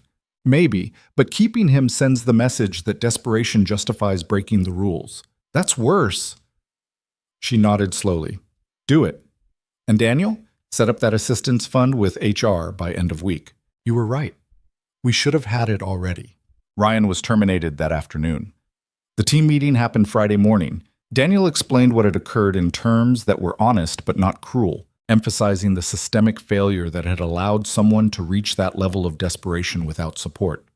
The room was tense, some people angry, others sympathetic, a few clearly scared about their own job security. After, Sarah cornered him in the hallway. That was brutal. Had to be done. I know. Doesn't make it easier. She hesitated. For what it's worth, I think you handled it right. But people are watching you now, wondering if you're becoming like the rest of them. The rest of who? Management. The people who make decisions from 40 floors up and forget what it's like down here. The accusation stung because it wasn't entirely wrong. Daniel had been spending more time in conference rooms than in the lab lately, more time managing budgets than shaping stories. He was becoming the thing he'd never wanted to be. "I'll do better," he said. "See that you do." February brought a cold snap that turned New York brutal. Daniel's apartment heater rattled and wheezed, but barely managed to keep the temperature livable. Mia started sleeping in 2 layers of pajamas, and Daniel bought extra blankets they couldn't really afford. Work didn't slow down. The education piece published to respectful but not spectacular results. The healthcare investigation uncovered insurance company practices that bordered on criminal, generating solid viewership and a congressional inquiry. 2 more projects were in active production, both showing promise. But the rhythm had changed. Daniel found himself second-guessing decisions, triple-checking budgets, watching his team for signs of stress or burnout or desperation. The Ryan situation had shaken something loose in him, made him realize how little he actually knew about the people he was supposedly leading. He started having one-on-ones with everyone, not about work, but about life. Most people were guarded at first, but eventually they opened up. Student loans, aging parents, medical bills, relationship problems, the crushing cost of living in New York. Everyone was carrying something heavy. Daniel took notes, connected people with resources, advocated for raises where he could. It wasn't enough, but it was something. Meanwhile, his interactions with Aurora were becoming increasingly complicated. They still met every Friday, still argued about strategy and priorities and execution. But the arguments had developed an edge that felt personal rather than professional. She pushed him harder, questioned his decisions more aggressively, demanded justifications that went beyond data into philosophy and values. And Daniel pushed back just as hard. "You're treating journalism like a product," he said during one heated exchange about audience metrics. "Optimizing for performance instead of impact." "Impact requires an audience," Aurora shot back. "If no one's watching, nothing changes. But if we're only making what audiences already want, we're not challenging them. We're just confirming their existing beliefs." "That's naive. You can't change minds if you can't reach them in the first place. You can't reach them if you've sacrificed everything that makes the work meaningful." The room went silent. They were standing now, across the conference table from each other, the air crackling with tension. Aurora's eyes were cold. "You think I don't care about meaning? You think I built this company just to maximize shareholder value? I think you've forgotten what it's like to make something without calculating the ROI first. Ostie, yes. And I think you're so obsessed with purity that you can't see when compromise is necessary." They stared at each other, neither willing to back down. Finally, Aurora looked away.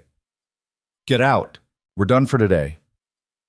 Daniel left, adrenaline still pumping, unsure if he'd just won or lost. He didn't see her for a week after that. Their Friday meeting got postponed, then canceled entirely. Marcus handled the check-ins, and Daniel told himself he was relieved. But he wasn't. He was unsettled. The fight had revealed something neither of them had said out loud, that this wasn't just about work anymore, that somewhere along the way, it had become personal. The realization sat in his chest like a stone. At home, Mia was going through a phase where she wanted to know everything about everything. Why did clouds float? How did airplanes stay up? What happened to people after they died? Daniel answered as best he could, grateful for questions that had answers, unlike most of the ones in his head. "Daddy, do you like your boss?" she asked one night, out of nowhere. Daniel looked up from the dishes. "Why do you ask?" "You make a different face when you talk about her. Not the work face, a different one." "What kind of face?" Mia scrunched up her features, trying to demonstrate. "Like you're confused and mad at the same time." Daniel laughed despite himself. "That's pretty accurate. So do you like her or not?" "It's complicated." That's what grown-ups always say when they don't want to answer. Okay, fine. She's brilliant and terrifying and impossible to work with, and I respect her more than almost anyone I've ever met. Does that answer your question? Mia considered this. "Do you think she likes you?" "I have no idea." "You should ask her." "That's not really how work relationships function, Bug." "Why not?" "Because adults were cowards who avoided difficult conversations until they became impossible ones. Because it's complicated." Mia rolled her eyes, unimpressed. Mia rolled her. "The education piece won an award in March. Not a major one, but legitimate recognition from a journalism foundation that mattered. Aurora sent a company-wide email congratulating the team, and Daniel felt a ridiculous surge of pride. The awards ceremony was held at a hotel in Midtown, a formal dinner affair with speeches and networking and the kind of forced socializing Daniel normally avoided. But the team wanted to go, so he went, wearing the suit that still almost fit and trying not to feel like an imposter. Aurora was there, seated at a different table with board members and executives Daniel had never met. She looked stunning in a black dress that probably cost more than his monthly rent, hair down for once instead of pulled back, laughing at something someone said. Daniel tried not to stare and failed completely. During the reception after dinner, he found himself near the bar at the same time she approached for a drink. "Congratulations," she said, not looking at him. "Your team earned this." "Thanks. They worked hard." "So did you." The acknowledgement caught him off guard. "We still disagreed about the approach." "We did. You were right." She accepted her drink from the bartender, took a sip. The hyperlocal focus worked. The emotional specificity connected in ways a broader approach wouldn't have. "Are you admitting I won an argument?" "I'm admitting the data supported your hypothesis. That's different." She glanced at him, and something in her expression was different.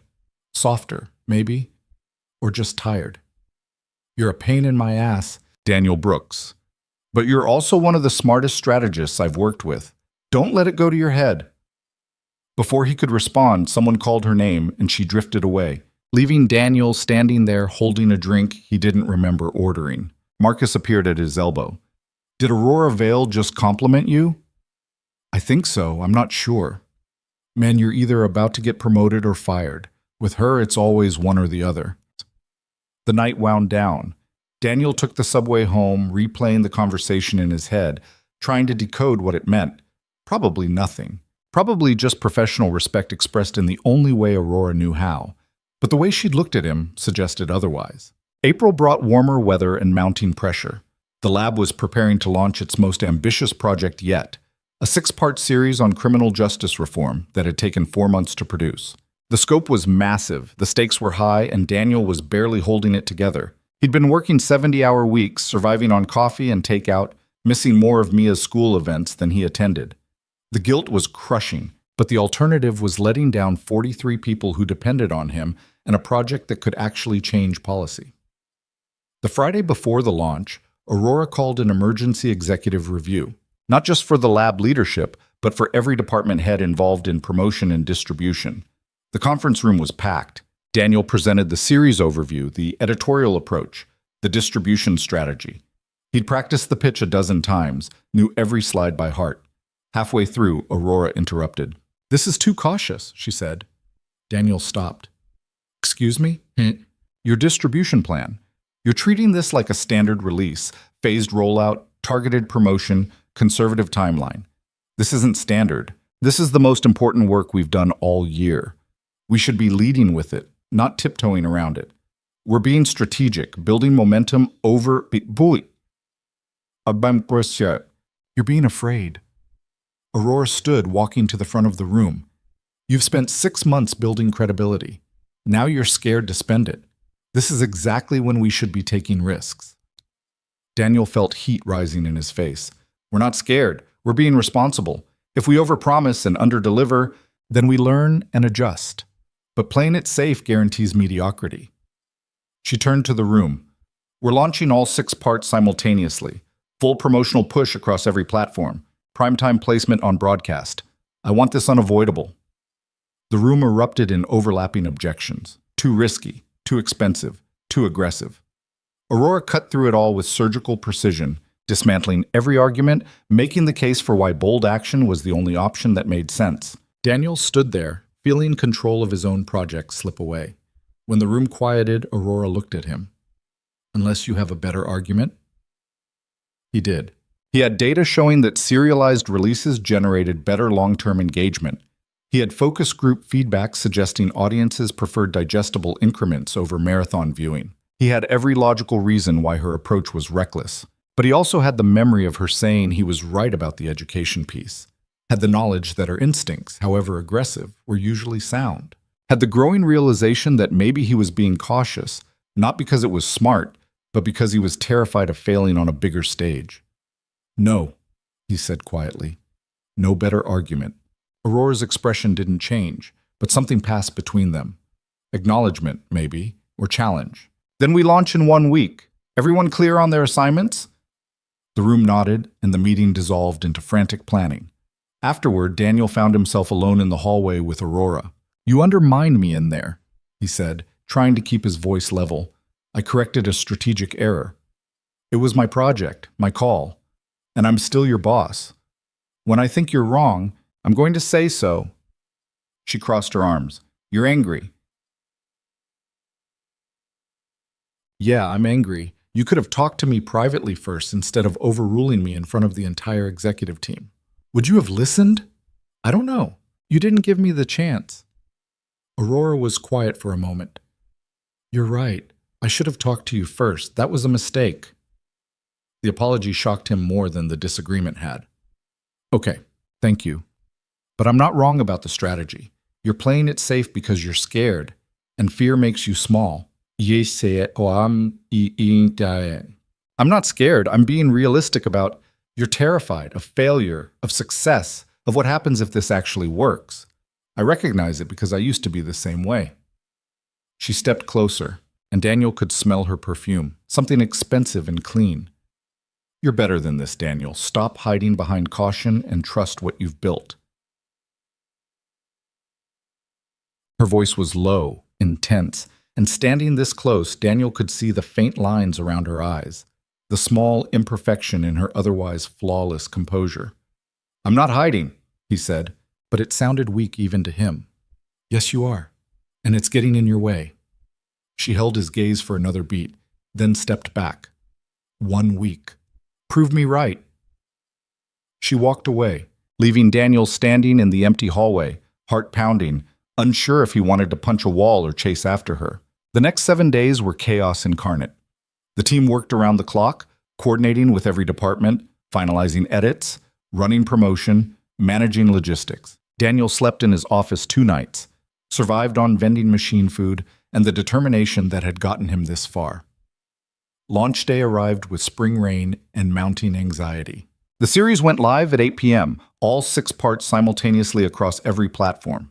Daniel watched from the lab surrounded by his team, monitoring analytics in real time. The first hour was slow. Then something shifted. Social media started picking it up. News outlets began covering it. By 10 p.m., it was trending nationally.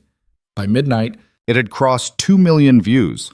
By morning, 4 senators had issued statements calling for hearings on the issues raised in the series. Daniel sat at his desk, exhausted and exhilarated, watching the numbers climb and the impact ripple outward in ways he'd barely imagined possible.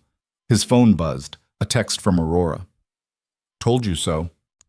Despite everything, the exhaustion, the stress, the complicated knot of feelings he didn't want to examine, Daniel smiled. The success should have felt like vindication. Instead, it felt like standing on a ledge that kept getting narrower. By mid-May, the criminal justice series had generated 12 million views, inspired legislative action in 4 states, and put Meridian's news division back on the cultural map. Daniel's inbox overflowed with interview requests, speaking invitations, headhunters dangling offers from competitors. The lab had become the most talked-about journalism initiative in the industry, and Aurora had decided it was time to scale nationally. She announced it during a board meeting Daniel wasn't supposed to attend, but got pulled into at the last minute.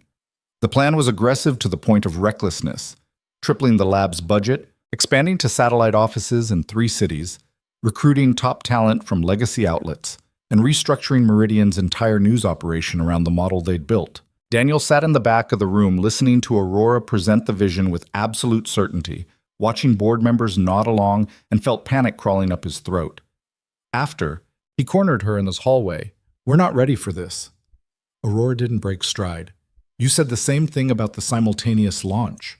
You were wrong then too. That was one project. This is systemic transformation across multiple markets with teams we haven't hired yet and infrastructure that doesn't exist. So we build it. Aurora will collapse under our own weight. The team's already stretched thin.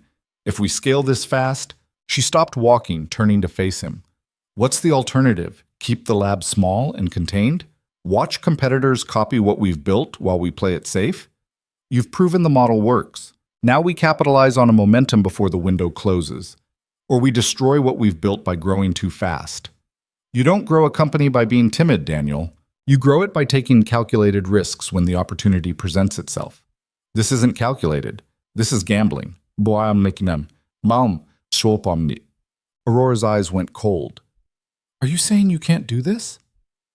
The question hung between them like a blade. Daniel could feel other executives passing by, pretending not to listen, but absolutely listening. I'm saying we need more time to build the foundation properly. We don't have more time. The board approved this. Implementation starts in 3 weeks. She crossed her arms. If you're not up for it, tell me now so I can find someone who is. It was a challenge and a threat wrapped together. Daniel felt anger flash hot in his chest. I'm up for it, but when this crashes, don't act surprised. When it succeeds, I'll remind you that you doubted it. She walked away, heels clicking against marble, leaving Daniel standing there feeling like he'd just been outmaneuvered and wasn't entirely sure how. The next 3 weeks were a masterclass in controlled chaos.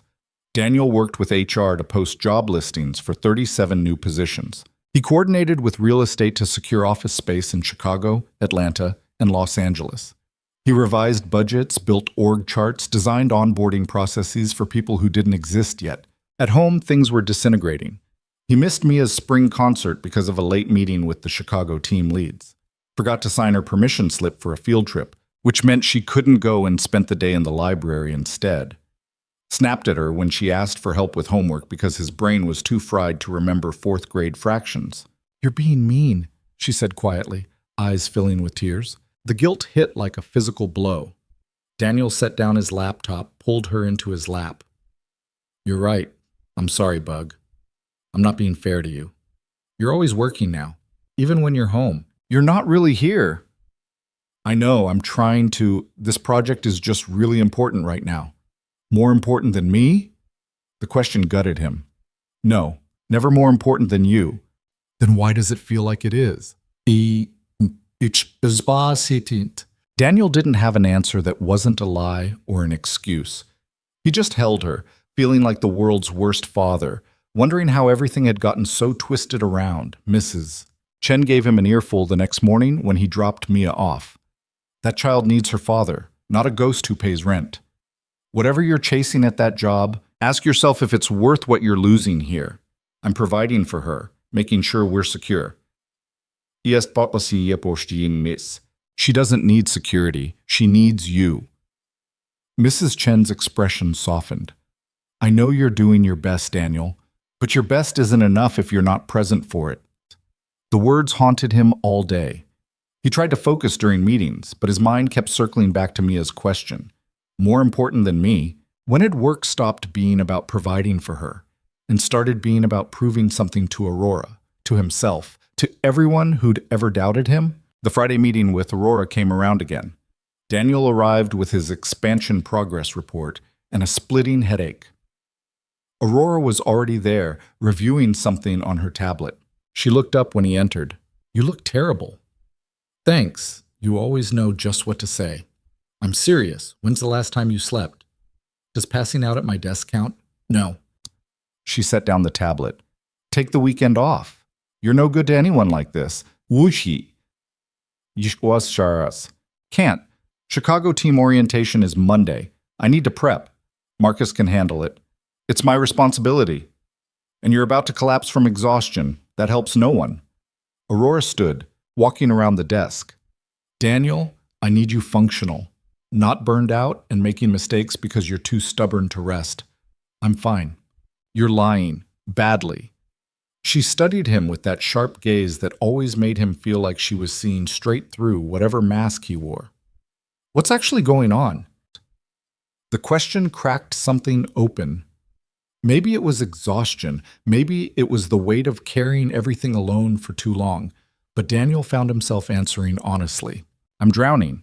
The expansion, the team, trying to be present for Mia, trying to meet your standards, trying to prove I deserve this.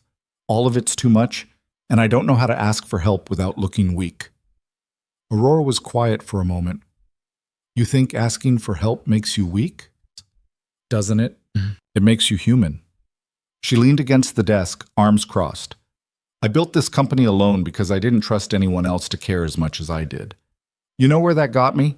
4 years of 16-hour days, 2 stress-related hospitalizations, and a realization that I was going to kill myself trying to prove I didn't need anyone. Daniel blinked. He'd never heard her talk about herself like that. What changed? I hired Rebecca, told her everything I was trying to do, and admitted I couldn't do it alone. She built out the operations infrastructure that actually made this company functional. Aurora's expression shifted to something almost vulnerable. Asking for help isn't weakness, Daniel. It's strategy. You can't scale yourself. You have to build systems and trust people. I do trust people. Then prove it. Delegate the Chicago orientation to Marcus. Let Sarah handle the Atlanta hiring. Stop trying to control every detail and focus on the parts only you can do. Which parts are those? Vision, direction, making sure we don't lose sight of why we're doing this in the first place. She paused. And being a father to your daughter, that's not something you can delegate. The fact that she knew about Mia's situation shouldn't have surprised him. Aurora paid attention to everything, but hearing her acknowledge it felt unexpectedly grounding. Okay, Daniel said. I'll take the weekend. Delegate the orientation. Good. Now get out of here before I change my mind. What? Daniel went home, picked Mia up from school early, and took her to the park. They spent the afternoon on the swings, feeding ducks, getting ice cream that dripped down their hands in the May warmth. Mia talked non-stop about everything and nothing, and Daniel listened like his life depended on it. That night, he cooked dinner, real dinner, with vegetables and everything. They ate together, then watched a movie Mia picked, some animated thing about talking animals, and Daniel didn't check his phone once. Before bed, Mia hugged him extra tight. I like this version of you better. Me too, Bug. Me too. Monday brought its own chaos, but Daniel approached it differently. He let Marcus handle the Chicago orientation while he focused on setting up the editorial frameworks for all 3 satellite offices. He delegated hiring coordination to Sarah, who was better at evaluating talent anyway. He stopped trying to attend every meeting and started trusting his team to make decisions without him. It felt wrong at first, like abandoning ship, but slowly things started working better instead of worse. The satellite offices launched in June. Chicago hit the ground running with a local investigation into police department misconduct. Atlanta started a series on healthcare access in rural communities. LA focused on environmental justice and water rights. The work was good, sometimes great, and Daniel hadn't micromanaged any of it. The Friday meetings with Aurora evolved. Less reporting, more strategizing. She pushed him on vision, on where they should go next, on what they were building beyond just successful journalism. What's the end game? She asked one morning in late June. We've proven the model works. We're scaling successfully. What happens when we've transformed the entire news division? Daniel thought about it. We keep doing work that matters. Keep telling stories that connect. That's not an end game. That's a philosophy. Maybe the philosophy is the point. Aurora tilted her head, considering. You've changed since that first meeting. You used to have all the answers planned out. Now you're comfortable with ambiguity. Is that good or bad? It's honest. She stood walking to the window. Most people in your position would be angling for the next promotion by now, positioning themselves for VP roles, playing politics. You're not doing any of that. Should I be? I don't know. Should you? She turned to face him. What do you actually want, Daniel? Not what you think you should want. What keeps you up at night beyond the work? The question was unexpected, too personal for their usual dynamic. Daniel almost deflected, but something about the way she was looking at him made him answer truthfully. I want to build something that lasts, that Mia can look back on and be proud of. I want to stop feeling like I'm one mistake away from losing everything. He paused. And I want to stop feeling like I have to choose between being a good father and being good at my job. Aurora's expression softened in a way he'd never seen before. Those aren't mutually exclusive. They feel like it sometimes. Because you're trying to be perfect at both. You can't be. Nobody can. She walked back to the desk, closer than their usual careful distance. You're a better father than you think, and a better strategist than you give yourself credit for. Stop measuring yourself against impossible standards. Even yours? She smiled, small but genuine. Especially mine. The moment stretched between them, charged with something neither of them was naming. Daniel became acutely aware of how close she was standing, the way she was looking at him like she was seeing something beyond the professional role he played. His phone buzzed, shattering the moment. A text from Mia's school about an emergency contact update. Daniel pulled back, the spell broken. I should go, he said. School thing. Of course. Aurora's expression was unreadable again, the vulnerability tucked away. See you next week. Daniel left feeling unsteady, like the ground beneath him had shifted without warning. July brought a heat wave that turned New York into a furnace. The lab's success continued. Stories breaking through, audiences growing, impact compounding. But Daniel noticed cracks forming. Chicago's team lead quit unexpectedly, citing burnout. Atlanta missed 2 deadlines in a row because of staffing shortages. LA's investigation hit legal roadblocks that threatened to kill the entire project. The model worked, but it wasn't scaling as smoothly as the board wanted to believe. Daniel spent more time putting out fires than building new things.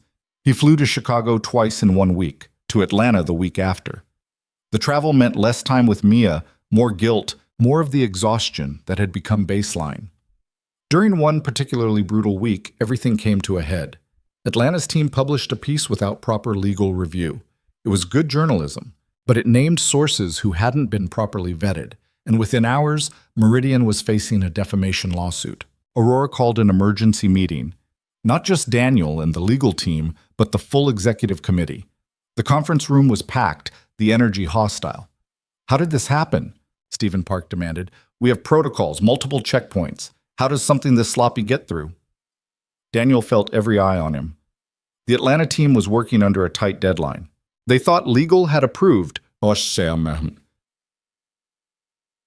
thought? They didn't confirm? Stephen's voice was sharp. This is exactly what I warned about.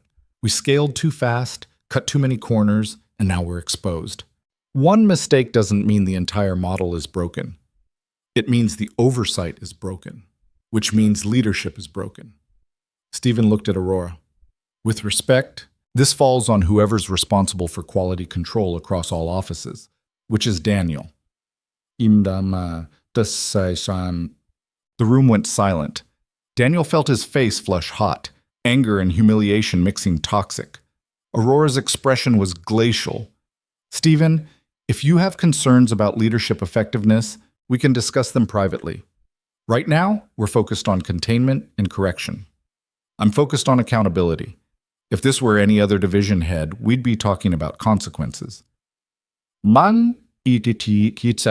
Then it's lucky we're not any other division. Aurora's voice could have cut glass. Daniel built something that transformed this company's reputation and revenue. One legal misstep doesn't erase that. Now, are you interested in solving the problem or just assigning blame? Stephen backed down, but barely. The meeting devolved into damage control planning, legal strategy, PR response, process improvements. Daniel contributed where he could, but mostly he sat there feeling like a target. Afterward, Aurora pulled him aside.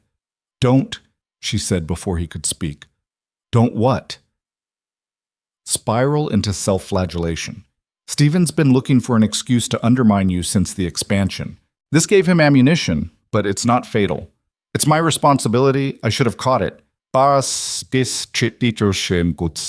You can't catch everything. That's the point of distributed leadership. She stepped closer, lowering her voice. You're not failing, Daniel. You're learning what it means to operate at scale. There's a difference. Tell that to the board. I will. I already am. Her eyes held his. I've got your back on this. Trust me. The words hit harder than they should have. Daniel nodded, not trusting himself to speak. The lawsuit settled 3 weeks later for less than expected, with Meridian issuing a correction and implementing new editorial oversight protocols. The Atlanta team lead was reassigned, not fired, and Daniel personally overhauled the review process for all satellite offices. But the damage to his confidence lingered.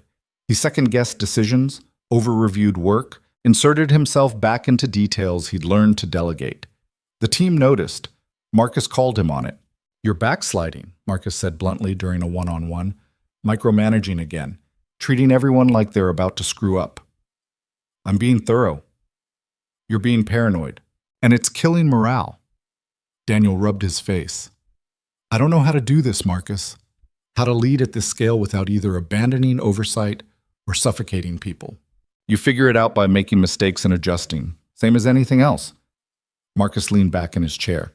"Look, you built something incredible, but you're so afraid of it falling apart that you're strangling it.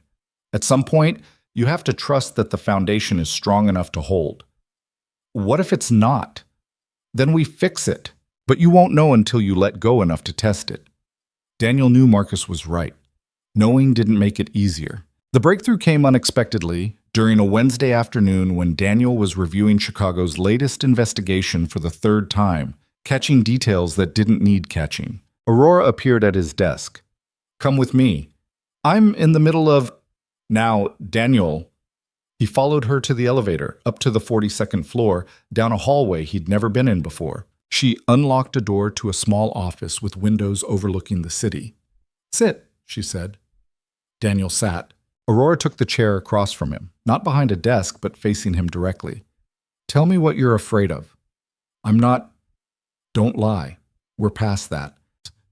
Her voice was softer than he'd ever heard it. "What are you actually afraid of?" The question punctured something. Daniel looked out at the city, at the buildings stretching toward a cloudless sky, and found himself answering. "That I'm not good enough, that I got lucky with a few projects and now I'm in over my head, that everyone's going to realize I don't actually know what I'm doing and everything will collapse." He paused. "That I'm going to fail Mia the way I failed at my marriage, that she'll grow up and realize I was just pretending to have my life together." Aurora was quiet for a long moment. Then she said, "I fired Mitchell Gao because he was competent and careful and completely mediocre. I hired you because you were willing to take risks that terrified you. Do you know why that mattered?" "Because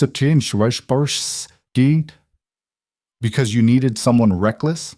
Because I needed someone who understood that anything worth building requires stepping into uncertainty. Mitchell wanted guarantees. You wanted impact." She leaned forward. "You're not failing, Daniel. You're doing something genuinely difficult, and you're doing it while raising a daughter alone and maintaining standards that most people wouldn't bother with. That's not failure. That's courage." "Doesn't feel like courage?" It never does from the inside. Courage feels like terror you're pushing through anyway. Daniel met her eyes. "Is that what you did? Building this company?" "Every single day. Still do." She smiled, sad and knowing. "The fear doesn't go away. You just get better at working despite it." They sat in silence, the city humming below them. Daniel felt something shift, not resolution exactly, but a loosening of the grip fear had on his chest. "Thank you," he said quietly. "For what?" "Seeing me clearly enough to know what I needed to hear." Aurora's expression changed, something flickering across her face that looked almost like longing. "Daniel?" The door opened. Rebecca appeared, looking apologetic. "Sorry to interrupt, but the board call starts in 5 minutes." The moment shattered. Aurora stood smoothly, professional mask sliding back into place. "Right. Thank you, Rebecca." She left without looking back, and Daniel sat alone in the empty office, wondering what she'd been about to say and whether he actually wanted to know. That night, he took Mia to dinner at her favorite restaurant, the diner on the corner that served pancakes for dinner and had a jukebox she loved feeding quarters into. They ate and talked and laughed, and Daniel felt present in a way he hadn't in months. "You seem happier," Mia observed, stealing a piece of his bacon. "I am." "Because of work?" "Because I stopped trying to control everything." He smiled. "Turns out the world doesn't fall apart when you let other people help carry it. I could have told you that." "You're smarter than me, Bug." "I know." She grinned, gap-toothed and confident, and Daniel thought about Aurora's words. Courage feels like terror you're pushing through anyway. Maybe he was doing better than he thought. Maybe being enough didn't require being perfect. The realization felt like breathing after holding his breath for months.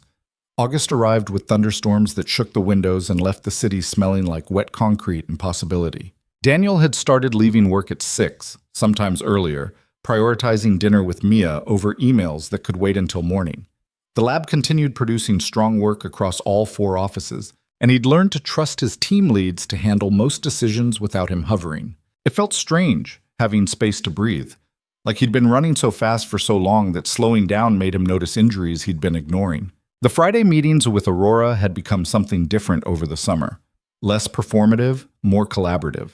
They still argued, but the arguments felt less like combat and more like 2 people genuinely trying to solve problems together.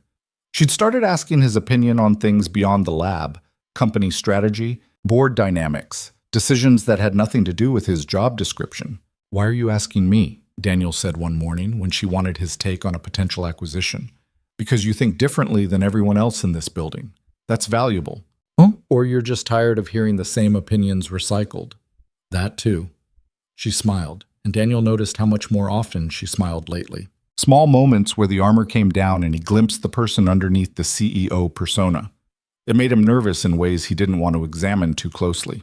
The moment everything shifted came on a Tuesday in mid-August, completely without warning. Daniel was reviewing budgets when his phone rang. Unknown number. He almost ignored it, then answered out of habit. "Is this Daniel Brooks?" A woman's voice, unfamiliar. "Yes, who's this?" "My name is Jennifer Hartley. I'm calling from Portland General Hospital. We have your ex-wife, Jennifer Brooks, in our ER. You're still listed as her emergency contact." The world tilted. What happened? "She was in a car accident. Non-life-threatening injuries, but she's asking to speak with you. Is there any way you could come to Portland?" Daniel's mind raced. Jenny. He hadn't heard from her in 3 years. Not since the divorce finalized and she'd disappeared into her new life. "I'm in New York. I can't just—" "She's asking about your daughter. Says she needs to talk to you about Mia." Ice flooded his veins. "What about Mia?" "She wouldn't tell me, but she's insistent. Says it's urgent." Daniel ended the call feeling like he'd been punched. He sat there for 10 minutes, staring at nothing, before his brain kicked back into gear. He booked a flight leaving that night, arranged for Mrs. Chen to stay with Mia, and was halfway to the door when he realized he should probably tell someone at work. He found Aurora in her office, on a call with someone in London. She saw his face and ended the conversation immediately. "What's wrong?" "Son." Daniel explained, the words coming out mechanical. "I need to go to Portland, tonight. I don't know how long I'll be gone." Aurora stood. "Do you need anything? Company assistance? Legal support? I don't know what I need. I don't even know what this is about." His hands were shaking. She left. 3 years ago, she walked away without looking back. And now she's in a hospital asking about Mia, and Aurora crossed the room, took his hands in hers. The contact was shocking, grounding. "Breathe. You're spiraling." Daniel breathed. "Good. Now listen, you go to Portland, you find out what she wants, you handle it. Whatever you need from me, time off, resources, anything, you have it. Clear?" "Clear." She squeezed his hands once, then let go. "And Daniel? Mia's your daughter. Legally, emotionally, in every way that matters. Don't let Jenny convince you otherwise." The reassurance steadied him. "Thank you. Text me when you land. I want to know you got there safely." Daniel made it home with enough time to pack and explained to Mia that he had to take a quick trip for work. She accepted it with the resilience she'd developed over years of adapting to his unpredictable schedule, but her hug lasted longer than usual. "Come back soon," she said against his shoulder. "Always, Bug, always." The flight to Portland was turbulent, both literally and in Daniel's head. He kept replaying the limited information he had, trying to construct scenarios that made sense. Jenny wanted to talk about Mia. That could mean anything. Money, custody, some illness he didn't know about. By the time he landed at midnight Pacific time, he'd imagined every worst-case scenario and several that were probably impossible. Portland General was a maze of fluorescent hallways and exhausted staff. Daniel found Jenny's room on the third floor, paused outside the door, and had to physically force himself to knock. "Come in." She looked smaller than he remembered, thinner, older, with bruises darkening her left cheek and arm in a sling. Her hair was shorter, dyed a color that didn't quite work. She looked up when he entered, and something complicated passed across her face. "Daniel, you came. You said it was about Mia." He stayed near the door, not sitting. "What's going on?" Jenny's eyes filled with tears. "I'm sick. Stage 3 breast cancer. They caught it 4 months ago." The information landed heavy. Daniel felt a flash of sympathy immediately complicated by anger. "I'm sorry, that's terrible. But what does that have to do with Mia?" "I've been doing chemo. It's not working well. My doctors are talking about more aggressive treatment, possible hospice if things don't improve." She wiped her eyes. "River left me, said he couldn't handle it. I'm alone, Daniel, and I started thinking about all the choices I made, all the things I walked away from. Jenny, I want to see her before it's too late. I want to see my daughter." The words hit like a physical blow. Daniel's entire body went rigid. "Your daughter? You left her. You signed away custody. You haven't called once in 3 years. I know. I messed up. But she's still mine biologically, and I'm running out of time to make it right. You don't get to do this. You don't get to disappear for 3 years and then show up dying and demand access because you're suddenly feeling sentimental." "I'm not demanding. I'm asking. Please, Daniel. I just want to see her once, talk to her, explain." "Explain what? That you chose a man over her? That you decided being a mother was too hard, so you just quit?" Daniel's voice was rising. "She's 7 years old. She's built a life that doesn't include you because you didn't want to be included. You don't get to disrupt that because you're scared of dying alone." Jenny flinched like he'd hit her. "I deserve that. All of it. But Daniel, she deserves to know I'm sorry. That I loved her even if I was too broken to show it. She deserves a mother who didn't abandon her. Since you can't give her that, the next best thing is not confusing her with a deathbed apology that serves you more than it serves her." The silence that followed was thick with years of resentment and hurt. Jenny looked at him with something like recognition. "You hate me." "I don't hate you. I pity you. You had something beautiful, and you threw it away because it was hard.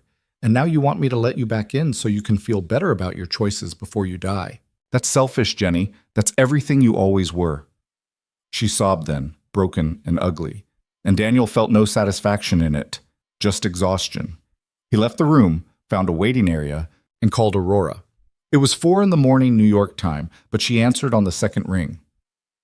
"Daniel?" Hearing her voice cracked something open. "She wants to see Mia, my ex-wife. She's dying and she wants to apologize or reconnect or something, and I told her no, and I don't know if that makes me protective or cruel." "Tell me what happened." He did, the whole story spilling out. Aurora listened without interrupting, and when he finished, she was quiet for a moment. "What does Mia know about her mother?" "Just that she left, that sometimes people aren't ready to be parents. I've tried to keep it neutral, not poison her against Jenny. And if Jenny dies without Mia seeing her, will Mia resent you for making that choice?" The question cut through Daniel's anger to the heart of the matter. "I don't know. Maybe. Probably." "Then you have to tell Mia the truth and let her decide. She's young, but she's not stupid. She understands more than you think." "What if it hurts her?" "It will hurt her, but letting her mother die without giving her the choice might hurt her more later." Aurora's voice was gentle. "You're trying to protect her. That's what good parents do. But sometimes protection means letting them face hard things with your support instead of shielding them from everything painful." Daniel pressed his palm against his eyes. Daniel pressed. "When did you get so wise about parenting?" "I'm not. I'm just good at seeing what people can't see in themselves." She paused. "Come home. Talk to Mia. Whatever she decides, you'll handle it together." "Okay." "And Daniel, you're a good father. Don't let Jenny's failure make you doubt that." He caught the next flight back to New York, arriving home late Wednesday morning. Mia was at school. Daniel picked her up early, took her to the park, and sat her down on their usual bench. Bug, I need to talk to you about something important, about your mom. Mia's expression went carefully neutral, the way it always did when Jenny came up. Okay? Daniel explained it as gently as he could, that Jenny was sick, that she wanted to see Mia, that Mia didn't have to say yes but deserved to know the option existed. When he finished, Mia was quiet for a long time, swinging her legs and watching ducks drift across the pond. Finally, she said, "Why did she leave?" Because she wasn't ready to be a mom. Sometimes people make mistakes they can't fix. Is she going to die? Maybe. The doctors aren't sure. If I don't see her and she dies, will I be sad? The question was so direct, so heartbreakingly mature. I don't know, sweetheart. How do you feel about it? Mia thought about it with the seriousness she brought to everything. I think I'm already sad, because she left and that hurt. But if she's dying and wants to see me, maybe it would be sadder if I said no and always wondered. So you want to go? I want you to come with me. I don't want to do it alone. Daniel pulled her into his lap, holding her tight. Always, Bug. I'm always with you. They flew to Portland the following Monday. Daniel had coordinated with Jenny's doctors to make sure she was stable enough for visitors. Marcus had volunteered to cover the lab responsibilities. Aurora had insisted on paying for the flights and hotel, refusing to hear arguments. Jenny was out of the hospital, staying with a friend in a small house in northeast Portland. When they arrived, she answered the door looking fragile and terrified. Her eyes went straight to Mia, filling with tears. Hi, baby. Mia stood very still, holding Daniel's hand. Hi. They sat in the living room, awkward and painful. Jenny tried to explain, to apologize, to make sense of choices that didn't make sense. Mia listened with a composure that broke Daniel's heart. I didn't leave because of you, Jenny said, voice shaking. I left because I was broken, because I didn't know how to be what you needed. You could have learned, Mia said quietly. Daddy didn't know how to do everything either, but he tried. Jenny looked at Daniel, something like gratitude and regret mixing in her expression. Your dad's a good man. Better than I deserved. He's the best, Mia agreed. Then, surprising everyone, she stood and walked over to Jenny. I forgive you, not because what you did was okay, but because holding on to being mad just makes me tired. I get it. Jenny pulled Mia into a hug, sobbing. Mia let her, patient and kind in ways she shouldn't have to be. They stayed for 2 hours. Jenny told stories about when Mia was a baby, shared photos Daniel had never seen. It wasn't healing exactly, but it was closure. A door being gently closed instead of slammed. When they left, Mia was quiet on the drive back to the hotel. Daniel gave her space, not pushing. Finally, she said, I'm glad we came, but I'm glad we're leaving too. That makes sense. Daddy? Yeah, Bug? You're my real parent, not her. You. Daniel had to pull over because his eyes were too blurred to drive safely. He turned in his seat, taking Mia's face in his hands. You're the best thing I ever did. The only thing I'm absolutely sure I got right. Even when I'm annoying? Especially then. She smiled, and Daniel thought about Aurora's words. Courage feels like terror you're pushing through anyway. Letting Mia see Jenny had been terrifying, but it had also been right. They flew home Tuesday evening. Wednesday morning, Daniel returned to work feeling hollowed out, but somehow lighter. Aurora met him in the hallway before he made it to his desk. How did it go? Hard, necessary. Mia's tougher than I give her credit for. She gets that from you, but she gets it from surviving things she shouldn't have had to survive. Aurora studied him with that look she got when she was seeing past his defenses. Are you okay? Getting there. He paused. Thank you for the advice, for the support, for not making me feel weak for falling apart. Daniel, you held your daughter through one of the hardest experiences of her life. That's not falling apart. That's holding the center while everything else breaks around you. Something in her voice made Daniel look closer.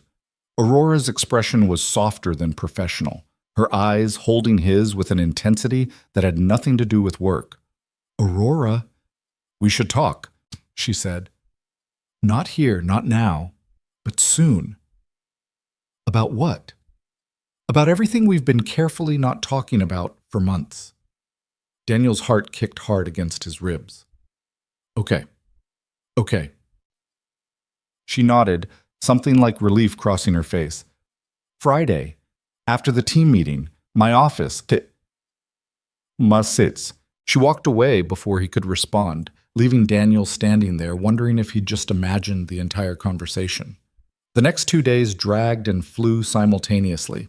Daniel went through the motions at work, had dinner with Mia, helped with homework, maintained routines. But part of his brain stayed fixed on Friday, on Aurora's words, on the possibility of something he'd been refusing to acknowledge. Friday morning arrived cold and clear, one of those late August days that felt like autumn practicing its entrance. The team meeting ran long, discussions about upcoming investigations and budget allocations.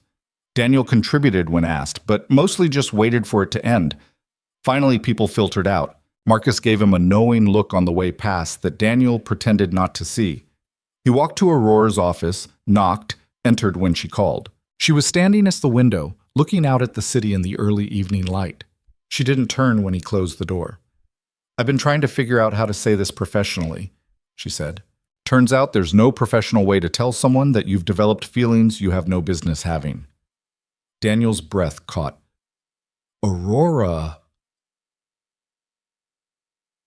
"Let me finish, please." She turned to face him. "You challenged me from the first meeting, refused to bend, refused to play it safe, refused to let me steamroll you the way I do everyone else. And somewhere in the past year, that went from professionally interesting to personally terrifying. Terrifying. I don't do this, Daniel. I don't let people in. I don't blur professional lines. I built this company by maintaining absolute control over every aspect of my life. And then you showed up with your impossible integrity and your daughter who teaches you about bravery and your refusal to accept mediocrity from yourself or anyone else. And you made me want things I'd convinced myself I didn't need." Daniel crossed the room, stopping a few feet away, close but not touching. "What things?" "Connection, partnership, someone who sees the person behind the company and doesn't run away." She met his eyes. "I'm not good at this, at being vulnerable, at admitting I'm lonely, but I am. And you're the first person in years who's made that loneliness feel like something worth fixing." The confession hung between them, raw and honest.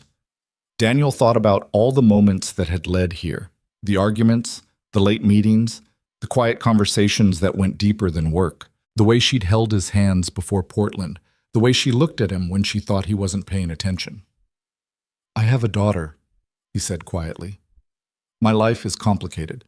I can't do casual, and I can't put her through meeting someone who might not stay." "I know. And we work together. The power dynamic is problematic. I know that too." Aurora stepped closer. "I'm not asking you to have all the answers right now. I'm just asking if you feel this too. Because if it's just me, I'll handle it. But if it's both of us, then we figure out how to navigate it together." Daniel thought about Mia asking if he liked his boss, about the different face he made when talking about Aurora. Thought about Marcus's warning that he was either getting promoted or fired, about how those had started to feel like the same thing. "It's both of us," he said. "Has been for a while. I just didn't know what to do about it." Aurora smiled, genuine and a little scared. "Neither did I." They stood there in the fading light, the city humming below them, neither quite ready to close the distance, but both acknowledging it existed. "This is going to be complicated," Daniel said. "Everything worth having is. And we need to be smart about it, transparent with HR, clear boundaries between professional and personal. So, we will be. I'm not risking what we've built professionally for something we haven't defined personally." She paused. "But I'd like the chance to try, slowly, carefully, with Mia's well-being as the absolute priority." She asked me if I liked you, told me I made a confused and mad at the same time face when I talked about you. Aurora laughed, surprised and delighted. That's accurate. She said I should ask if you like me back. Your daughter is very wise. She gets it from surviving things she shouldn't have to survive. Daniel echoed his earlier words, then added, So what now? Now you go home to her. We take this slow. Maybe coffee next week. A conversation that isn't about work. See if what we have in conference rooms translates to real life. And if it doesn't, then we stay professional colleagues who respect each other. But Daniel? She reached out, fingertips barely brushing his hand. I think it will, Ki-young. The touch was electric, promise and possibility wrapped in the simplest contact. Daniel turned his hand, letting their fingers intertwine for just a moment before stepping back. Coffee next week, and he agreed. Somewhere Mia would approve of. Does she approve of me? She thinks you're brilliant and terrifying, basically the same thing I think. I'll take it. Seated. Daniel left before the moment could become something they weren't ready for, riding the elevator down with a stupid smile he couldn't suppress. That weekend, he told Mia he might start seeing someone. She asked if it was his boss. He asked how she knew. She said she'd known for months. Adults were terrible at hiding things. Are you okay with it? Daniel asked. Mia considered seriously. Is she nice to you? Sometimes, when she's not being impossible. Do you like the impossible parts? The question was so insightful it made Daniel laugh. Yeah, Bug, I kind of do. Then it's okay. But I want to meet her for real, not just work stuff. When we're ready, I promise. Coffee the next week turned into dinner the week after. Slow conversations about everything except work. Aurora's childhood in Chicago, Daniel's failed attempts at learning guitar, their shared appreciation for terrible action movies. She was different outside the office, less guarded, more willing to laugh at herself. 2 months later, they took Mia to the planetarium. Aurora asked questions about Jupiter's moons with genuine interest, and Mia showed her the constellations she'd memorized.